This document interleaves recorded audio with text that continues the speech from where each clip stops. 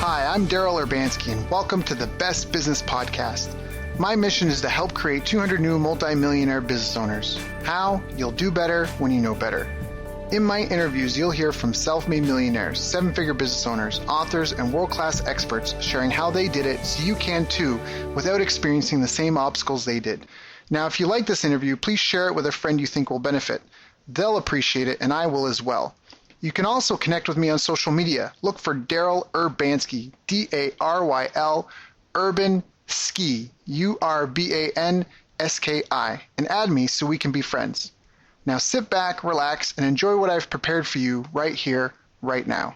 Hello, everyone. Thank you for joining us. Once again, I'm Daryl Urbanski, your fearless leader, and today I've got a great guest for us today and friend. We're joined today by Carl Taylor, and Carl is my brother from the land down under. He is the author of the #1 new and notable business book, Red Means Go, and he's also the founder of the Business Builders Academy. Carl first started his business career when he was 15, and now with 13 years in business and 3 successful exits, he teaches new and existing entrepreneurs how to save time and money by buying, building, and selling businesses. He was also named in the top 10 Young and Influential Awards and was nominated 2 years in a row for the top 30 Entrepreneurs Under 30 Awards by Ant Hill magazine.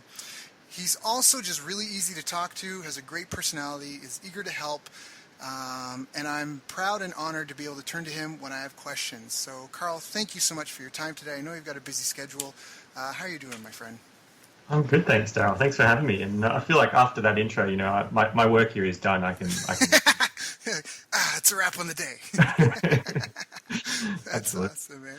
So, I guess to kind of get started, tell us, I think a lot of people that probably piqued their interest. It's always really interesting when you hear someone so young, at such a young age, getting involved in business.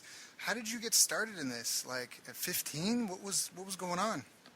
Yeah, look, I've done a lot of introspection, I suppose, over the years now. I'm 28 now, and I think what really happened is I was bullied as a kid. I was a very shy, introverted kid, and a lot of people wouldn't know that about me anymore, but I was very shy and introverted. I was that kid in the class that even if I knew the answer, I wouldn't raise my hand because I didn't want to draw attention to myself.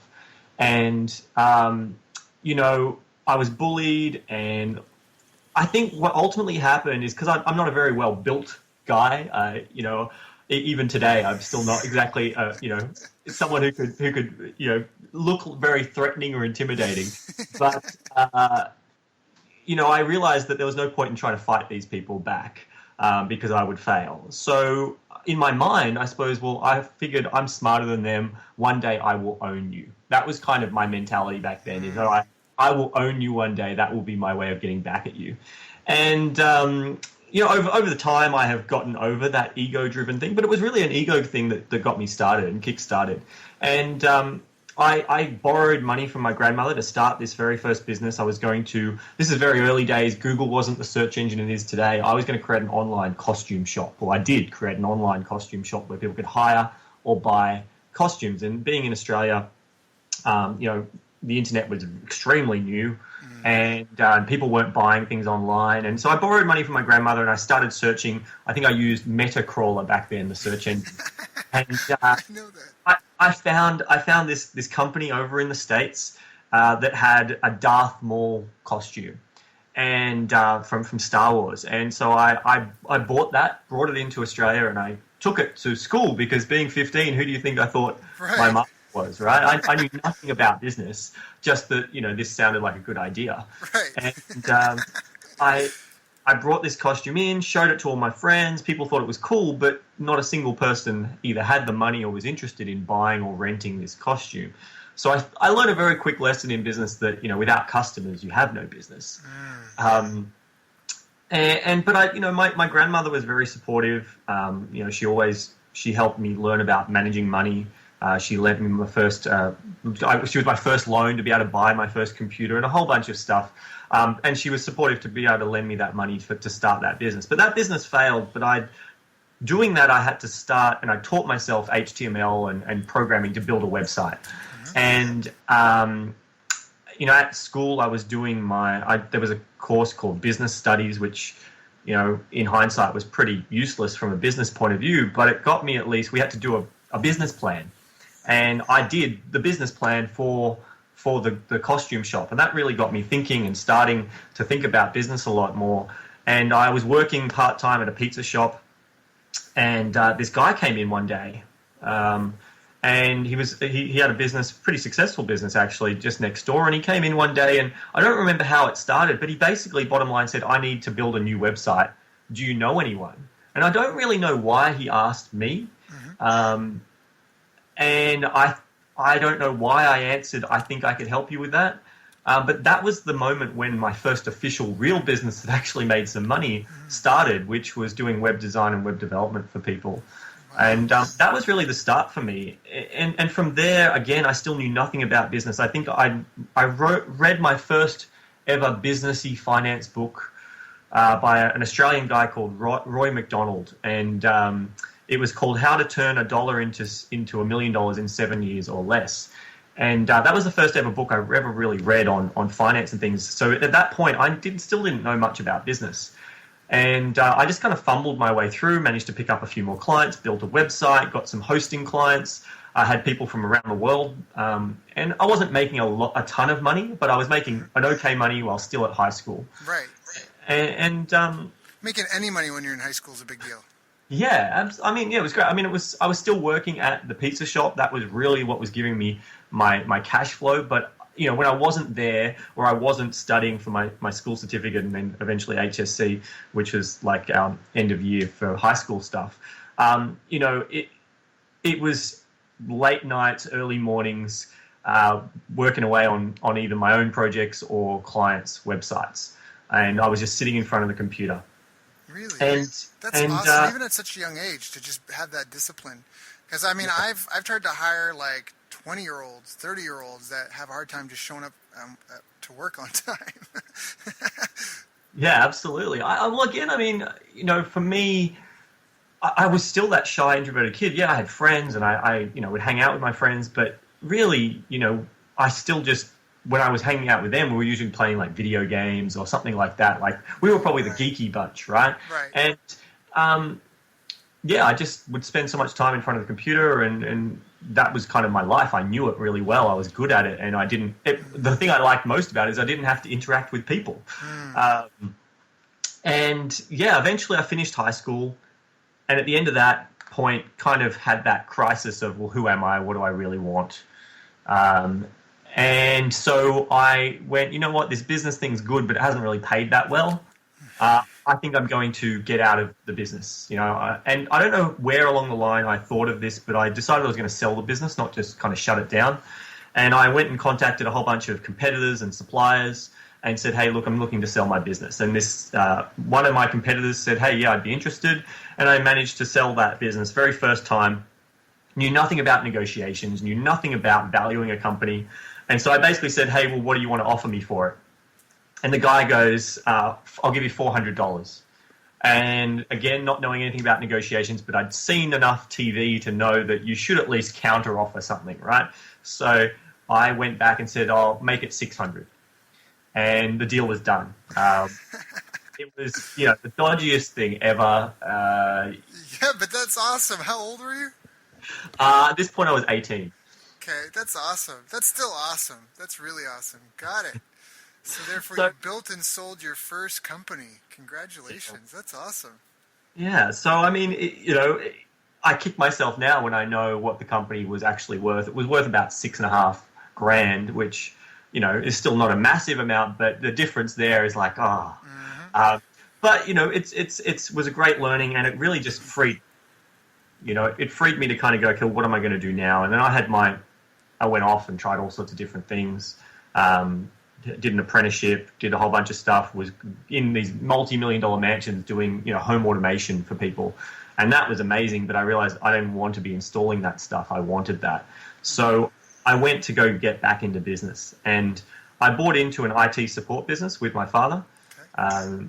And from there, we took it from being a home-based business to having, you know, 5 full-time staff, growing it from working with home users to having businesses and having support plans and what's known as a managed service provider. So that was really my test business for over 8 years. Ran that business, tried numerous things, made money, lost money. Some ideas worked amazingly well, others didn't. And it was that business that really set me off, because we got our first business coach. And the business coach introduced me to the world of books, learning from other people, finding others who had done what you wanted to do, and finding out what they did and replicating that, modeling that. And that's really when everything took off for me and a lot of things changed in my mindset. I started to grow and push my comfort zone and become not that shy, introverted kid anymore. Yeah, because I was surprised to hear you say that, because, I mean, you've been on stages and lots of public speaking, and so, yeah. I mean, obviously, like, you know, all of us are nervous when we first get into that, but it's just through persistence and practice that we overcome it. But anyways, I was just surprised. Well, they say, actually, that it's most of the best public speakers or seminar leaders are actually introverts at heart, which was really interesting when I read that, because I was like, oh, okay. Well, that makes sense to me, because it's that whole, one of my mentors, he had this quote that hard work will always beat talent when talent refuses to work hard. And I think that when you're nervous or introverted in that respect, you actually put time and attention to do quote unquote silly things to actually, you know, get like public speak, you know, like to join Toastmasters and get training on it. Whereas if you're really comfortable with it, you're just going to, you know, like, oh, I got this. You know what I mean? Like, it's that arrogance of knowing. So. Sure. Very true. Got it. Yeah, so that's kind of been my journey. And then, you know, so while I had the IT business, I bought another business doing gift baskets. So it was an online, well, it wasn't online when I bought it, and I took it online, doing like e-commerce selling, and we were selling to a lot of real estate agents. So when someone would sell a house, there would then be a gift basket sent to the person who sold the house, as well as someone who bought the house. And that was a great little business that I bought with the whole purpose to build and sell, which I then sold 18 months later and made a tidy little profit on that. Nice. And then in 2011, I sold the IT business as well, because I'd written my book and I'd kind of gotten over doing IT and realized that I wanted to inspire others and really help people grow in the same way that business has allowed me to grow as a person. And I truly believe that, you know, business is, I'm a big believer in personal development, and I truly believe that the best personal development course you can ever go on is to have your own business. Yes. Oh, yes. I've talked about this in other interviews, but I think it's so true. I think business is so Shakespearean, where often you fall victim to your flaws. Yes. It's so, you have to become really well-rounded. You have to, most people can barely manage their own personal finances, let alone a business and their personal finances, you know, and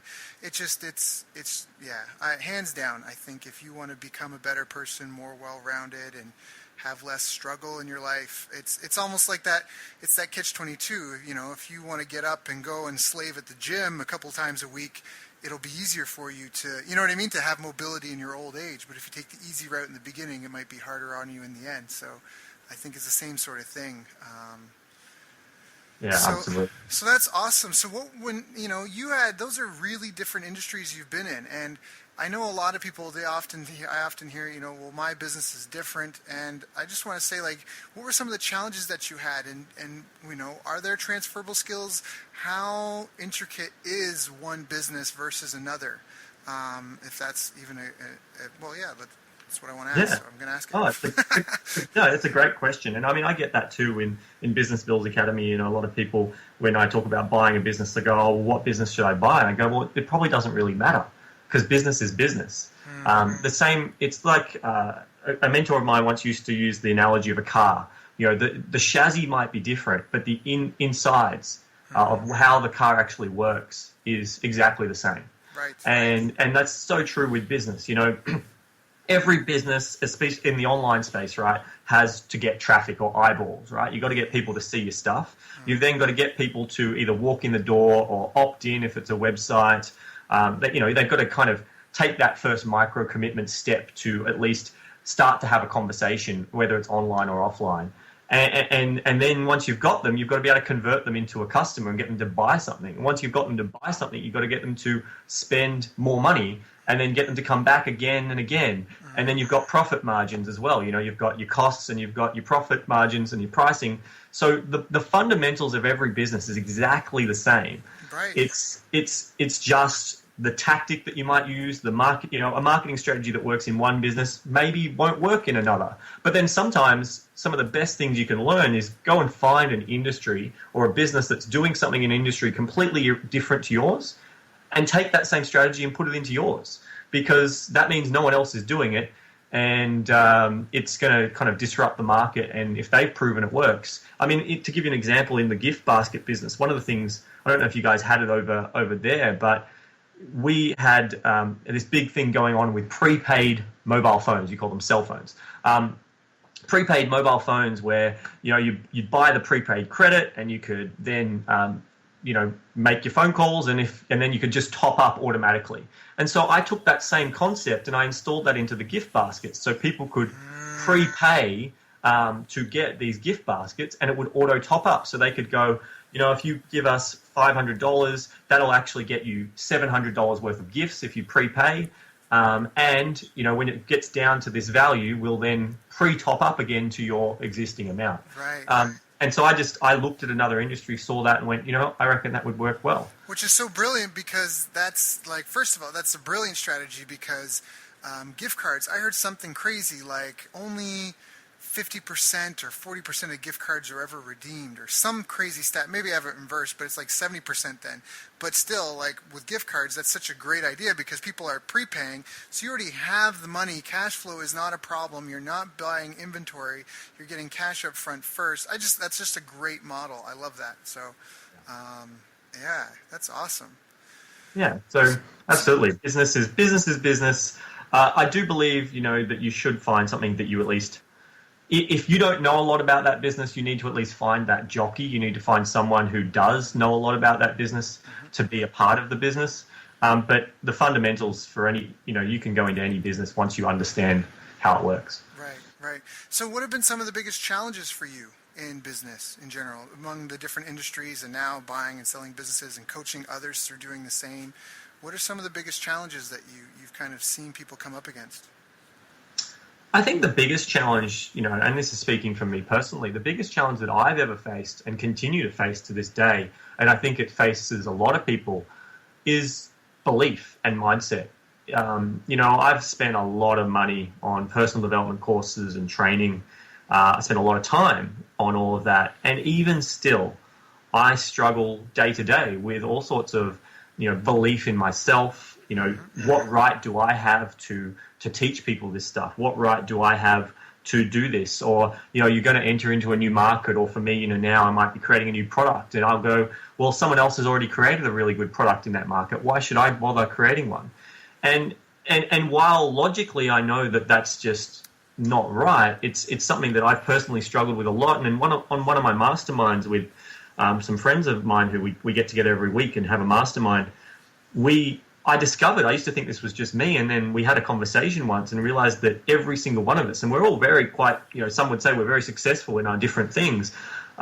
It was very interesting to realize that never really seems to go away. At least what I've discovered is, the more, if anything, even the more successful, unquote, that you become, probably the harder it gets, because, I've done some amazing things for my age. I've packed a lot in. But to be honest, a lot of my biggest successes happened between 15 and 24. I'm now 28. If I look at the last 4 years and go, hey, Carl, what have I done? I will question myself and go, well, nowhere near as much as people probably expected me to do, because you put this, and it's completely self-put on. Oh, yeah. But I put this pressure on myself to think, well, I've got to keep succeeding. And one of the big myths out there for everyone listening, one of the big myths in business is you think just because you've been successful once means you'll continue to be successful. And sadly, it's not the case. I wish it was. Yeah, no. I've had plenty of more failures. Yeah, I've had plenty more failures after some of my successes. But then I have, little micro successes, and I have some other successes too. So the biggest challenge, I think, that we as entrepreneurs, and especially those in my audience and maybe some of yours too, who really aspire and are passionate about business, which I know you and I are, and, really see that as the rest of their life. And that's who my audience is. They're the people who, they're passionate about business. They see that this is how they can change the world. This is how they can achieve their dream. This is them. I think you when you truly become that serial entrepreneur, it's no longer I do business. It's like I am business. This is like my life. And I think the biggest challenge that we face, those types of people face, is realizing the ongoing struggle in your head of, what right do I have to do this? Do I believe in this? Who else believes in me? Do I believe in myself enough, or is there other people around me? And looking, sadly as it is, some of that validation from other people that you're on the right track. And that's something that's probably struggled for me, and I see some of my clients struggling with that as well. No, I can relate to that as well. Recently, I had a promotion I was doing where I was going to be, I was going to do a promotion, and I wanted to use some of my, like a recent campaign I'd done for a client. We generated literally millions of dollars, and I wanted to tout to that. But it was one of those client deals that didn't end very well, and I found myself procrastinating and avoiding it, to the point that even my team was like, "What's up, Daryl?" And I was totally unaware that I was even doing it. I was just prioritizing client work and, this is a priority. And my assistant actually was like, "Daryl, is there a reason why this has been on your list for 3 days in a row, 4 days in a row? You just won't do it?" And I was like, "I don't know." And then I had to dig down and realize this comes up because what you said, looking for outside validation. And it was because the relationship hadn't ended well. I was looking to, I'm about to tout my accolades for what I'd accomplished in this promotion I was going to be doing.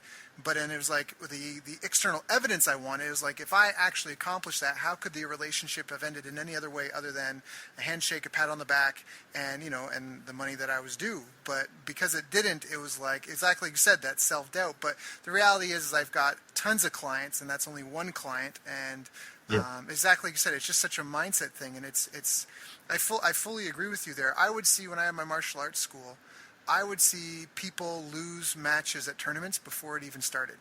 You just see it in their body language. They get up against another guy, and they would just kind of like, you just see their body like kind of crumple. They just become a little deflated. You could just visibly see like one guy kind of his posture would improve, and the other guy would kind of flinch a little bit. And I remember training with one of my mentors at his school. First of all, I remember once he came across the mat like, "Matt, Daryl, wipe that look off your face," because I was like tired, I was gassed, and I guess I was showing it on my face. And he was so mad at me. He came over and was like, "Don't you ever," like, he scared me, right? But I was like, "Okay, don't show weakness."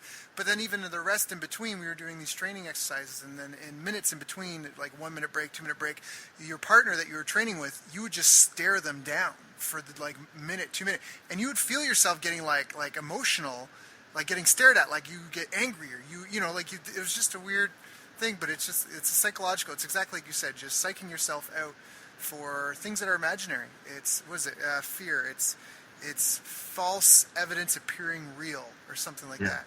I use the acronym. I have 2 acronyms for fear. It's false expectations appearing real, and then finding excuses and reasons. So you've got false expectations that appear real, and then you find excuses and reasons to avoid it. Yeah. There's a great Jim. I love Jim Rohn. I love quotes. There's a great Jim Rohn quote that I just posted the other day, and it was, where is it here? "If you really want to do something, you'll find a way. If you don't, you'll find an excuse."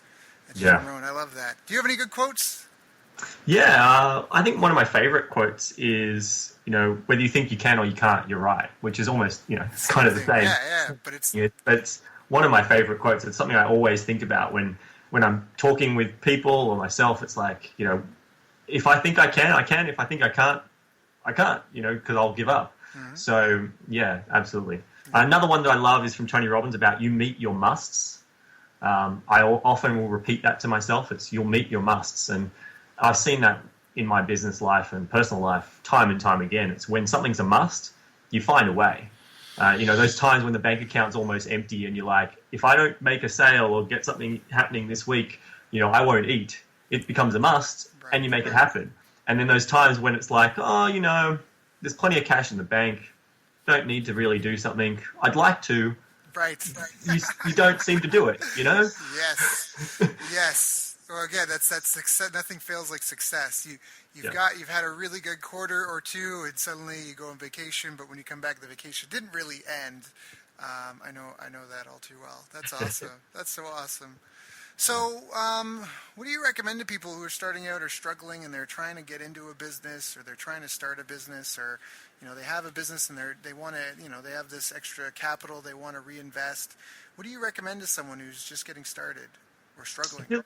Yeah, like I mean, I'm a big believer in leverage, and so one of the best leverage and kind of why one of the fundamentals of things I teach is rather than starting a business, you can buy an established business that already has cash flow, already potentially has staff, vendor relationships, a whole bunch of the hard work already done for you. And if you know what you're doing, you can actually buy that business either with no money at all or none of your own money, or at least cheaper than someone's asking. So if someone's asking $1 million for their business, you could potentially get in there and buy it for 500,000, or you can go smaller than that. I mean, I've been able to negotiate businesses down to as little as $1. And when people hear that, they think, oh, $1, it's not possible. And the thing is, it is, and it's happened in the big end of town and small end of town for decades. I think over in the States, from memory, the company TV Guide sold for $1. Here in Australia, there was actually, I think they went to the US, and I'm not sure about Canada as well, but they had, there was ABC Learning Centres, which was a childcare business, and it grew too fast, and they ended up having to sell off a bunch of their centres. And so a charity here in Australia was able to buy 9 fully kitted out with students enrolled childcare centres for $1 each. So $9, and they had 9 businesses up and running that was already producing cash. Now, so is that like an earnout? Like how do you do that? Is that where you buy it for $1 and then you pay the owner as over time as the business validates itself? Is that it's possible? Sort of... That's what in Australia we call that vendor finance. I think over on your side of the pond it's seller financing. Yeah, absolutely. You can, and the earnout, like that is one strategy. When I'm talking about $1 here, though, I'm talking about it was $1. And the reason for the dollar is because it was really, you're saying the business is worthless to me. And the dollar is just to allow a legal transaction to occur and transfer of assets. So you're kind of basically going, you know what, these people are saying, I want out. And it can be for a number of different reasons. Now, seller financing, vendor financing is another great strategy that you can use. So you're essentially using the person who's selling the business's money to buy their business from them over time from the cash flow of the business. There are, now with crowdfunding, there's all sorts of opportunities there to raise cash.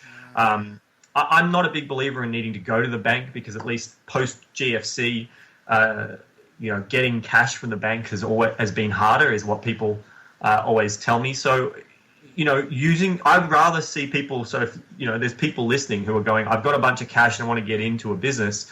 I would rather you go, that cash is my working capital. That's the money I'm going to use to grow the business, and look at how can you get into a business using a very small portion of that or none of it at all, and get in the business. Because that's one of the things that when I used to run my seminars about how to buy a business for $1, I'd get a lot of people who'd show up that had $1 to their name. And the challenge is, yes, you can buy businesses for $1. It happens all the time. But it's not like going to a supermarket and saying, I'll take that one, it's only $1. It takes time. It takes, checking. And usually the reason it's selling for $1 is there is an issue. So if you don't have working capital to be able to, ramp it up, or you don't have the skills, like if it's your very first business at all, I would not be looking for a $1 deal. Unless you've got someone you're partnered with who knows what they're doing, because you're likely going to go backwards.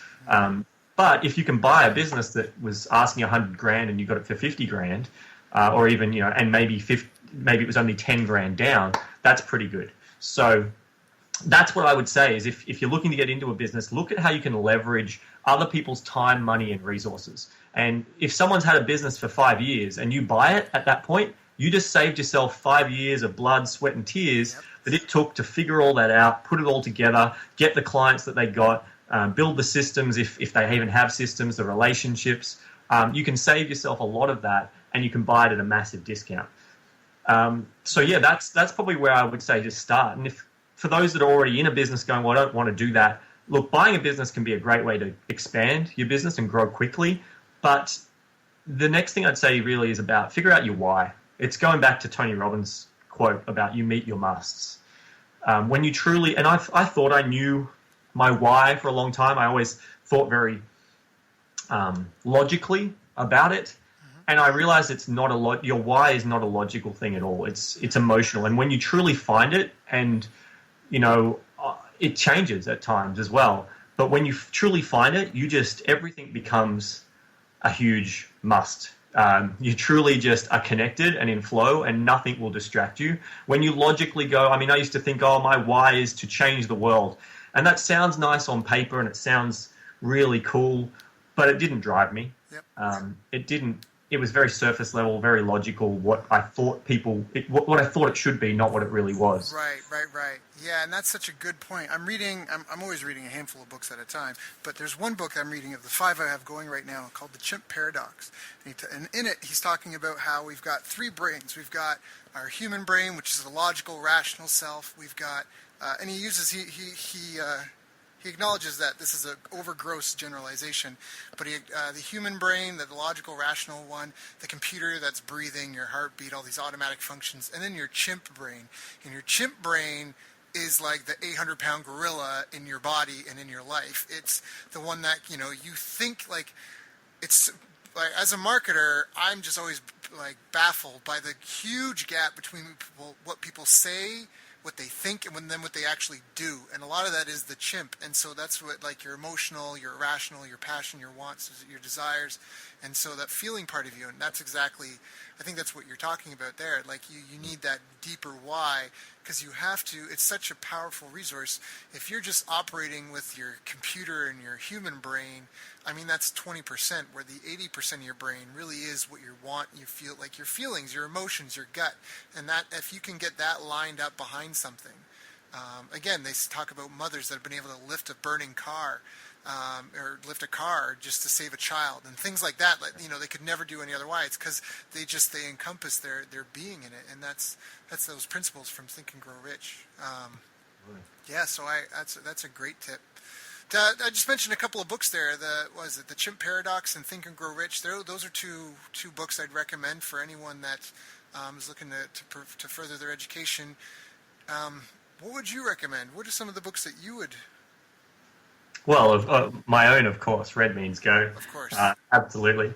No, I mean, look, people tell me it's a great little book, and I think it's pretty good. And I'd recommend that. But probably one of my favorite books actually is called The Ultimate Gift by Jim Stovall. Have you heard of that one? No. So this book's great in that it really helps you appreciate that the gift is in the journey. And, necessarily the destination. Very similar if you've read The Richest Man in Babylon, kind of very similar message. But it's a great story that really connects you with this guy.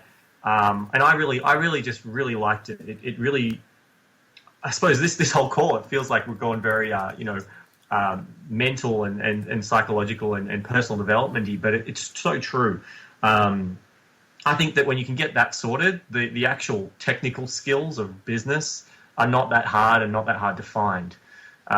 It's getting the whole mindset space and realizing what's important and what's not. And so for this book, I really loved it. It's all about understanding the journey you're on and what the ultimate gift is in life.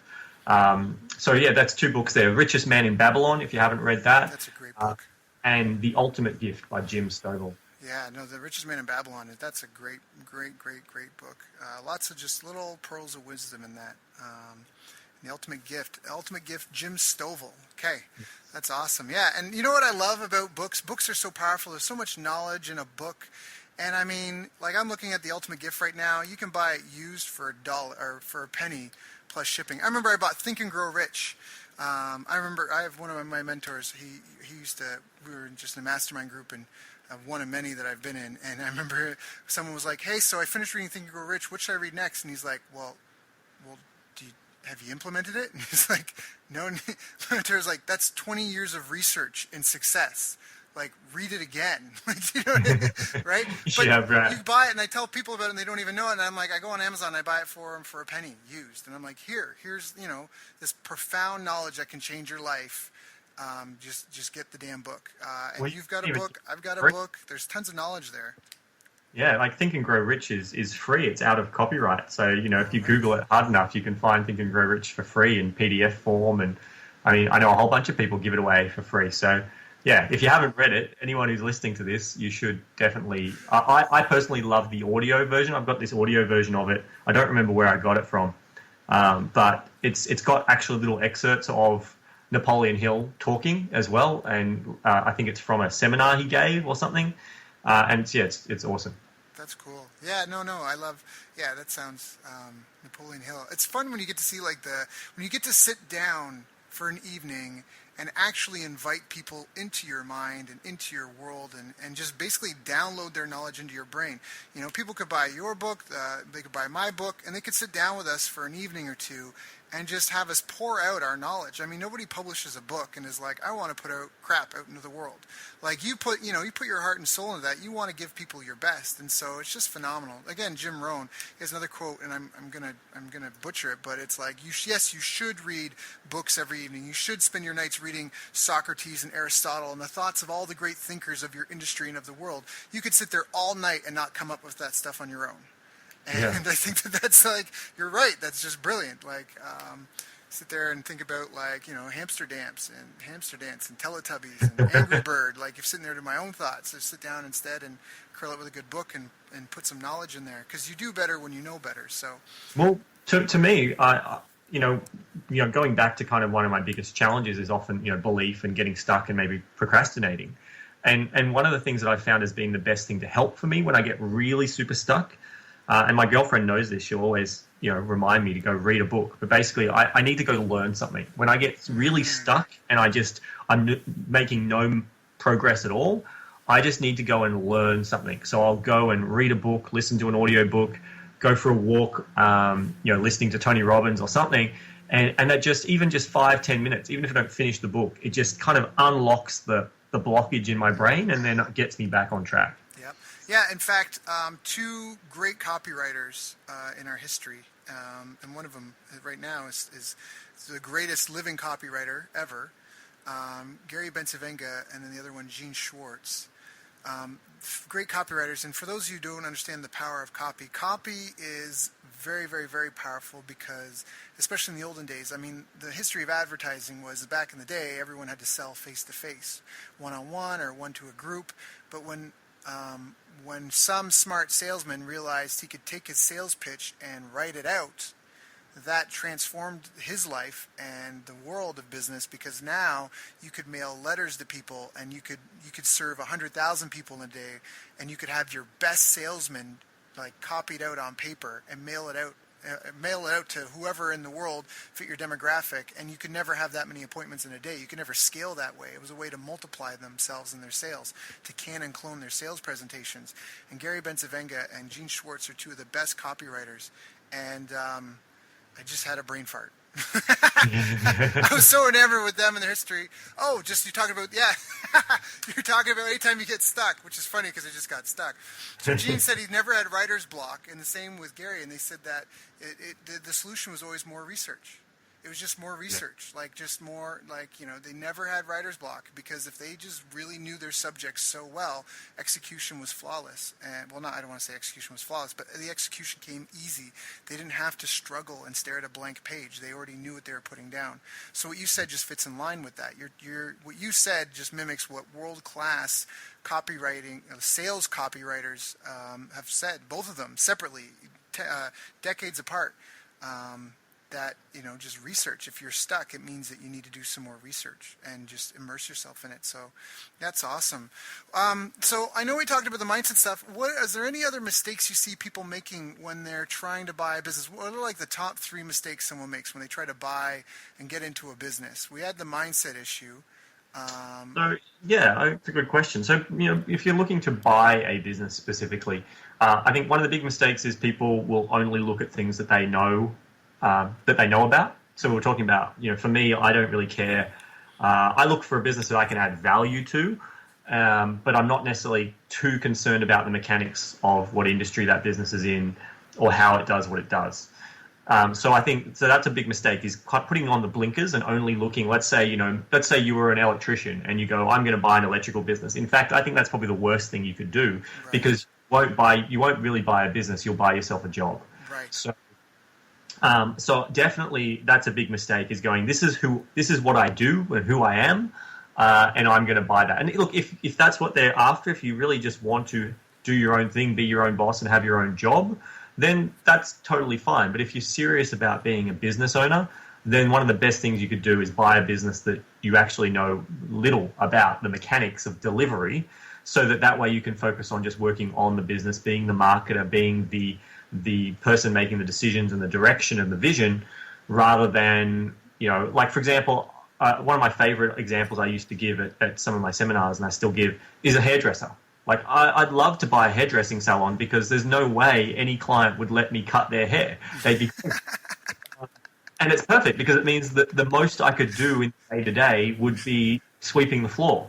And, even with the gift basket business that I bought, like, I thought, as an IT guy, there's no way that I would be getting involved in wrapping baskets. But I can tell you, I know how to tie a really pretty nice bow and wrap some baskets. Like, come Christmas time, I can do some pretty good wrapping. And while it's a pretty useful skill, I wish I didn't have it because, just when things got busy, you found yourself being drawn out of the high level stuff and into the day to day. So yeah, definitely that's a big mistake, is putting blinkers on and only looking at what you already know. Second big mistake is looking at what you can afford. So I had a student who literally had no money. He was a struggling university student.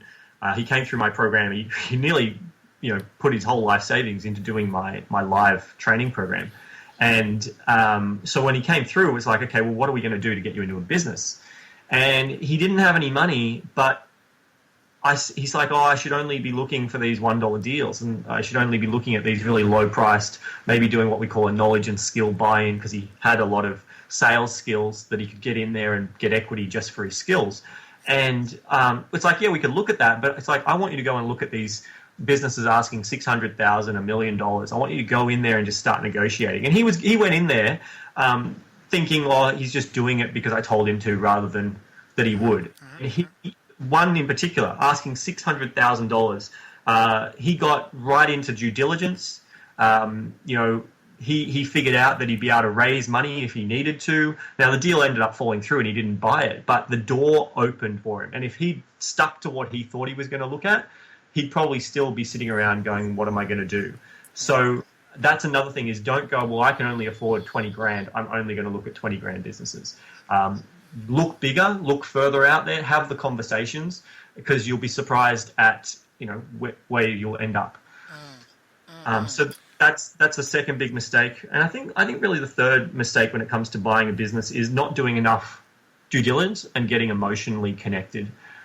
It's a bit like buying a house sometimes, is if you get emotionally connected to the business and you go, I really want this, that's when you will make stupid mistakes. If you can, and it's easier said than done, but if you can make sure that you realize that you're doing this as an investment, that you're a business owner, you're planning on investing in this business, whether it's your time or whether it's your capital, you're going to be investing in this business, you've got to make sure that it ticks all the boxes. And to do that, you've got to write your rules. So, in my program, I spend a lot of time helping people work out their rules before they can even start looking at a business to buy, because I want to save them the time of even talking to a business that doesn't meet their rules. That's so important. So, really, though, once you're in there and you get to the point, it's going, okay, even once you've negotiated the deal, you've put in your offer, knowing in your heart that you haven't bought the business yet, and now it's time to check all the facts. So due diligence is about checking the facts. You evaluate the business and you get a whole bunch of information from the business owner. Maybe they give you some financials and things, and you, based off that, will put in your offer. But even once the offer's accepted, you now have to basically go, okay, everything they've told me could be absolutely a lie, and we now need to go and check everything they've told me and make sure it's true before I can move forward with this deal. And that's where people will fall down when they get too emotionally connected. They just trust. And as much as I'd love to say trust everyone in business, what I've experienced is you can't. You've got to, especially when you're buying a business, you've got to go, okay, cool, everything they've told me might be true or it might be a lie, so I need proof. And then I'll only pay for what I can prove. So that's a big mistake too, is people get attached and they will kind of take shortcuts and end up paying too much for a business that wasn't as good as they thought it was. Those are great tips, and I think that's really on par. That's really on point. And you can tell that you've been around the bush, or been around the block. And I love how you talked about not like letting your budget dictate your opportunities, because money is only one type of income. There's physical. Another mentor taught me that there's physical income and there's psychic income, and and there's a lot of ways to cut a deal. And there's things that you don't even know. Like I know guys that talk about buying a business and they end up only wanting a piece of the business. They don't even want the whole, I don't want 90% of all you got. I just want that thing, I just want the customer list. I just want whatever. And they end up just buying that. So you could walk and look at a $1 million business and then maybe only get something that's 200,000 or less, and for anyone that seems like a lot of money, again, and one thing I actually, sorry, I'm jumping around because there's a couple of things I wanted to hit, because when you were talking, I didn't want to be rude and interrupt, but I definitely wanted to highlight it. You mentioned you had someone that joined your course with their last dollar. And I really want to stop and talk about that for a second here, because I think that can be a dangerous thing. And it's more, I think all it does in a lot of instances is perpetuate failure, because it creates a scarcity mindset and situation of desperation. If you spend your last dollar thinking some guru is going to wave a magic wand and change the situation of your life. If you're down to your last dollars, the structure, the foundation, the infrastructure of your life, like highways, like plumbing and electricity into a house, is not set up well. And you need to get a job and make some money, and then go and do this and find some way to do it, or go find an investor. That's not that hard. A lot of people think it's really difficult. If you put full-time hours into trying to find an investor to give you some seed capital, you can't, you'll get shot down a lot, but they will help you and be like, look, if you show up and and they your plan is laughable. A lot of them, look, I've already given you half hour of my time for you to show me this. Here, let me give you 10 minutes of advice. And they'll point you in the right direction. And it's just go out there and get that. And if you put full-time hours into that, you can do that. And in fact, you maybe should do that if you're down to your last penny, because, succeeding in business, business is a team sport.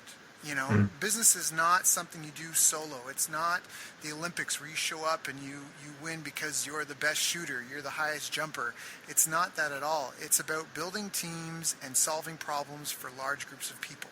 And that's where, what Carl's been talking about is really helpful, because he's talking about going out and finding people who have already built a team, who are already serving a large group of people, and you can come in and you can just step into that and not have to worry about, which is often the hardest part. Just like when a rocket ship takes off to go to the moon, the hardest part is getting momentum. A train to get moving, the hardest part is that initial momentum.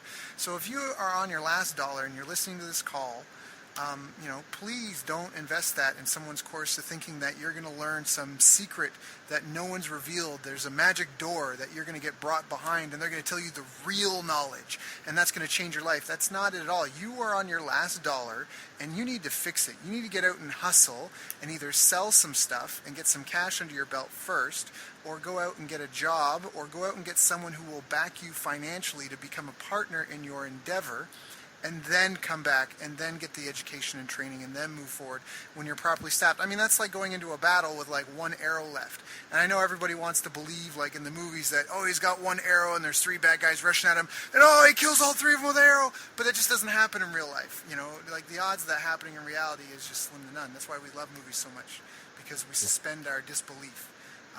But if you have any sort of, it's a catch-22, isn't it, Carl? Because you need the training and education to get to be successful, but you can't just jump into that without anything. Is that? No, absolutely. I'm glad you brought that up, because it's true. And and there's times that I've seen people do that, and they've joined my programs and I've said, look, I don't know if we're really in the right place. Should we, I should give you a refund. You can go. Because often, as I said, some of these people who would come to my programs with only $1 to their name, or if they could invest or find the money to invest in the program, it was like, well, that's good. You're going to get all these skills, and I can show you how to go and find investors and a whole bunch of stuff. But are you going to put in the hard work? Are you going to then do it, or are you just going to go, this has gotten too hard, I can't live, and you get distracted and you don't end up implementing the program? So my only flip side there would be that sometimes I do think that if all you've got is some money and you know that this education is going to be the thing that spurs you on, then maybe you can do it. But if it's going to mean that it stretches you too far, that you now are going to get distracted by your lack of income or money, then it's not going to work for you. Because, yeah, you're right. Like, no guru, unquote, has the magic answer and is going to give you a system that just instantly makes you money. And anyone who promises you that, I would be extremely skeptical of. Yeah. It takes work. It's hard work. People like Daryl and I can give you systems, and we can do things that will speed up your success and help you learn from the mistakes we've made and the successes we've made. And I think there's actually more value in our mistakes than there are our successes. But it's if you don't implement that and you're distracted, then it's not going to work. And that's really what comes down to, you being able to implement it. And if your lack of income is going to stop you from implementing, then there's no point in doing it. And I mean, to each their own. I mean, if you think it's going to be a bit of a stretch, but that's okay because you feel like you're the type of person to rise up to a challenge and the pressure, you work well under pressure, then maybe okay. But I'm just such a nice guy. It just upsets me because then you find someone like that, and then then they're in trouble, and now you're like, it's interfering with your life to go out of your way to help the person. I don't mind charity by any means, but it's hard to see and deal with, and it's frustrating. And it's you help them the best that you can, but yeah, like for me, it kills me when I have someone like that come on board, and I do have to give them a refund, send them on their way. But it just bothers me. I just wish that they would just be like, just want them to go in the right direction and do things right. And you just need to have either extreme drive and passion, and then if you have that, and you'll do all the, like, you either have time, knowledge, or money.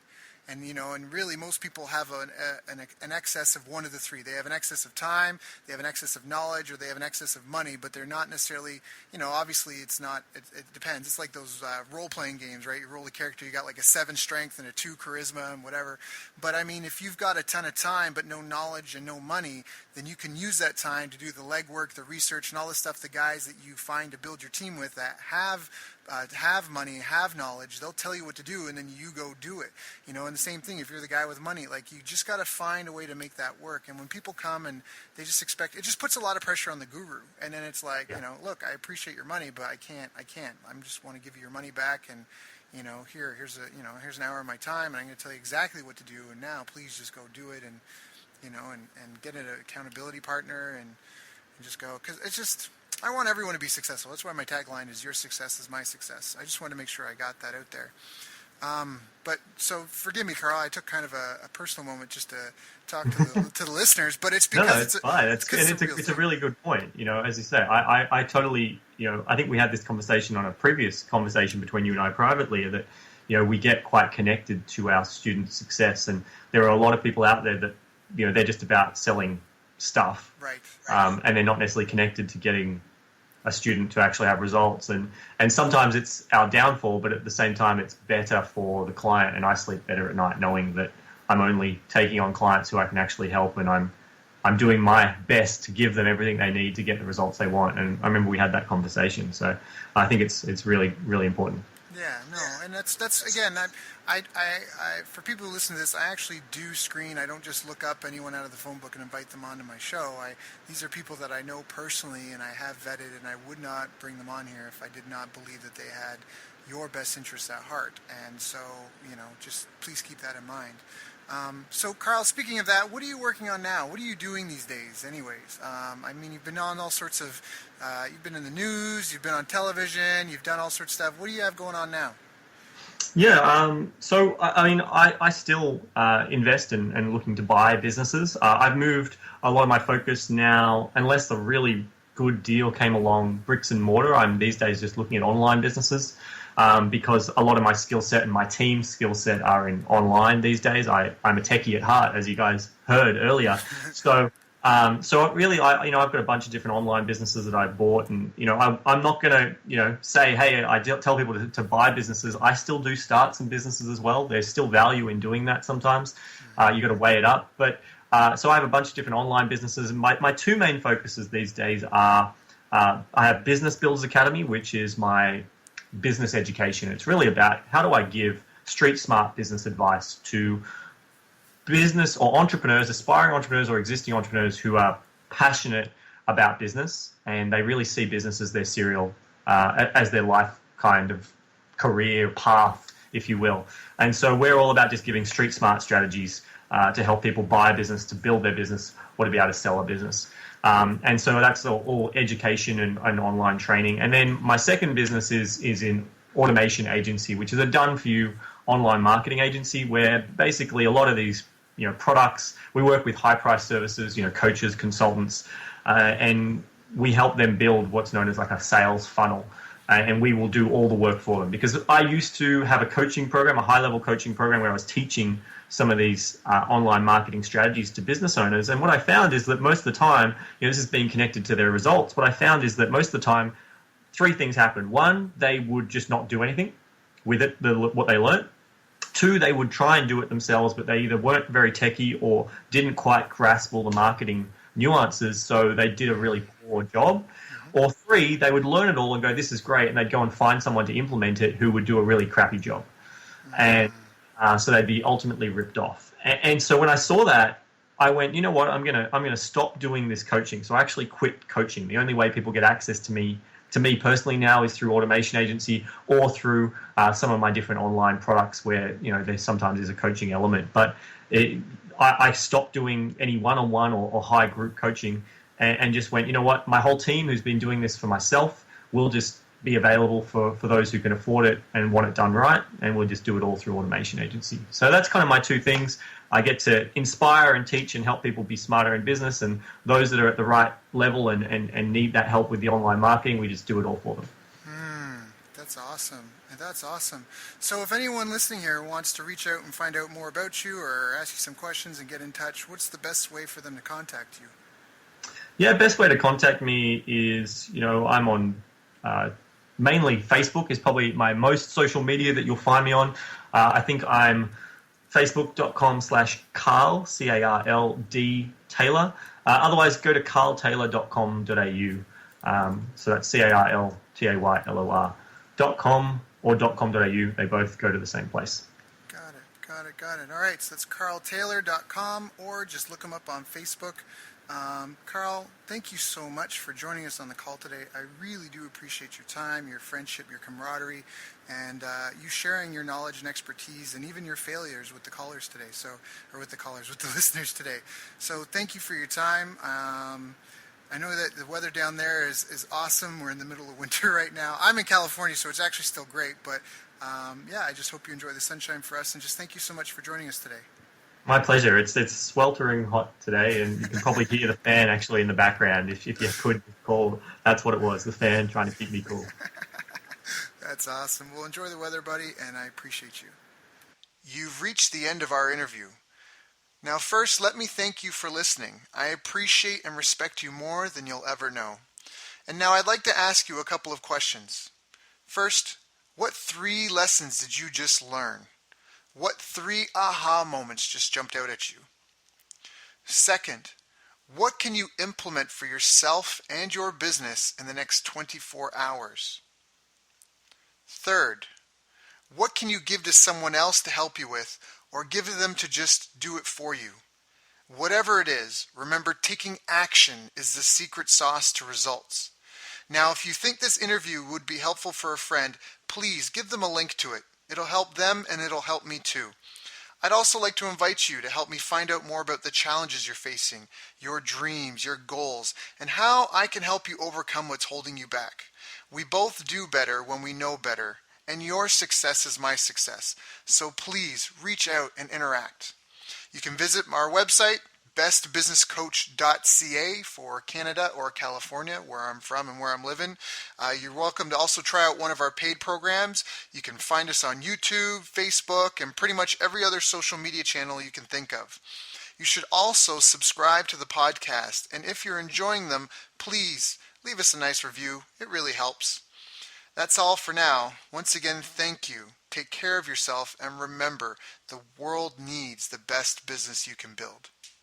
And I believe in you.